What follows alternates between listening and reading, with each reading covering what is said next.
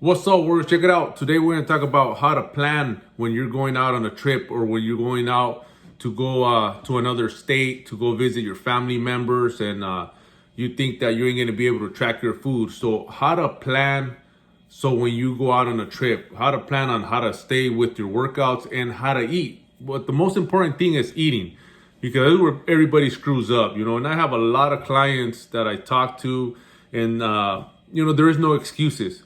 Because a lot of them, even though they tell me, well, I haven't seen my mom or my, uncles and aunts for a long time, and they cook, and that's how they feast, that's how we bond, that's how we get together and, enjoy the time. I get that, I understand that. But if you were to plan, you could still get the results that you're after. It's just, this is where everybody forgets about the goal. This is when you got to remember the goal. When you're out there, visiting your relatives, the holidays are going to be here pretty soon, so the thing is that this is when, people got to buckle down and just plan better. It's just about planning. It's just about knowing, that, if you have your macros, your nutrition, and your numbers on lock, then that shouldn't be a problem. The ones that are going to be lost are the ones that have no plan.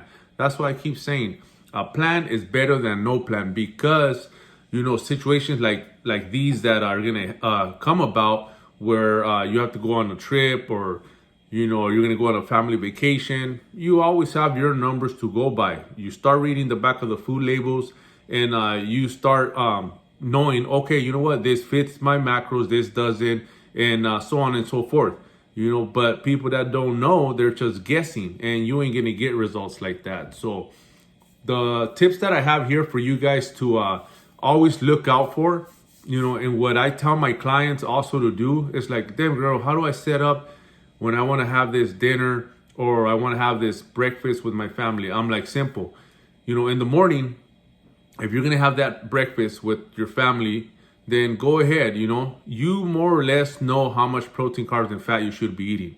And you could have a good amount of protein, carbs, and fat. Whatever they have there, you could have, but then the rest of the day throughout the, your other 4 meals, just keep it at a minimum. That means that your fat has to, stay low, whether you have a protein shake, whether you have 2 protein shakes, whether you have, just lean protein without carbs. Because when you have carbs, it usually tends to have fat, so depends whatever you cook, or whether it's fried rice, whether it's mashed potatoes, it's gonna be both. You're gonna get carbs and fat. So I would just stay with just the lean protein throughout the day, and vice versa. If you want to have that grand dinner, then usually what I tell my clients: wake up in the morning, have your protein shake. That's it. No carbs, no fat. Second meal, protein shake, no carbs, no fat. Third meal, just lean protein. You could have a little bit of carbs, if you have enough. Depends on your macros. All this depends on how much you have to spare. How much do you have in your macros for you to be able to, distribute the carbs a little bit more whenever you want to.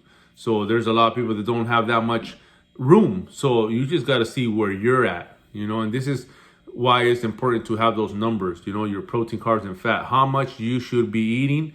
And then after that, it's just simple adding and subtracting.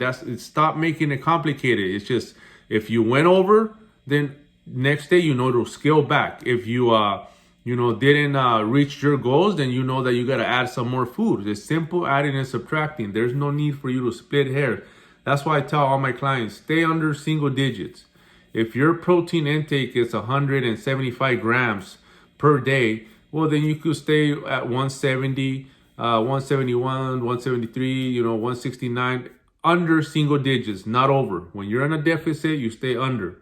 So that's the key right there that you must know. Once you know your numbers, that's going to be a life-changing experience, because now you're not going to guess no more. You're going to look at a plate of food and you're going to know, okay, this is X amount of protein, X amount of carbs, X amount of fat. You start memorizing all your meals that you've been prepping, weighing throughout, throughout your journey, and throughout, when you were back home, or throughout the week, because that's why I need you guys to weigh your food, because I need you to know and start understanding the portions that you should be eating. And you're going to register that by weighing your food, cooking your food, looking at the amount, you gotta, you have to intake for the day. And then once you're out there, you're pretty much gonna know, more or less, okay, X amount of fish is, usually, what I eat, which is 30 grams of protein. Okay, fish a little bit bigger than fish. That means that, okay, that portion there on carbs is around 40 grams. It's just, this is stuff that you're gonna start,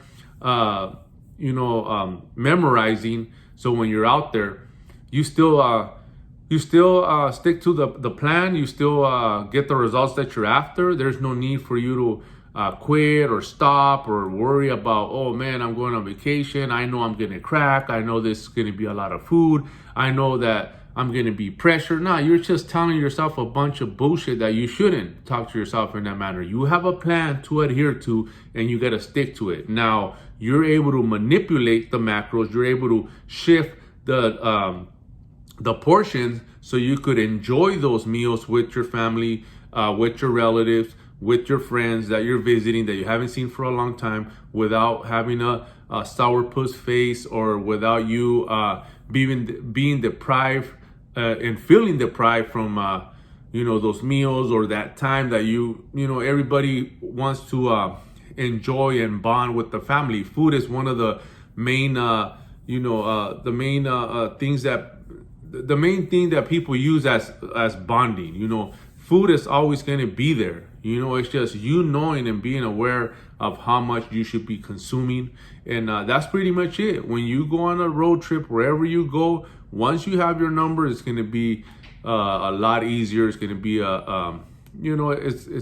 it's going to keep you in check. It's going to keep you, in alignment with what you need to do, because there's no foods that are off limits here. Like I keep telling, all my clients or the new clients that I get, it's not about removing food or taking away food. It's about knowing that you have a certain amount of protein, carbs, and fat. It's a portion control, and because the body could absorb everything, carbs, fats, protein, but the only problem is that we're overeating. That's the problem. So once you get that in your head, once you have a plan, you have a blueprint, you have a map, you have the whole plan laid out for you, whatever you want to call it, then, there is no more guesswork. And that's what we're trying to get out of our head. All that guessing, all that assuming, or this might be it, or, I hope this will still keep me in track. No, it's none of that. You have your numbers to adhere to, and those are the ones that you're gonna go by, so you could keep smashing, through your throughout the journey that you came in, and the results will follow. Let's run it. Let's go.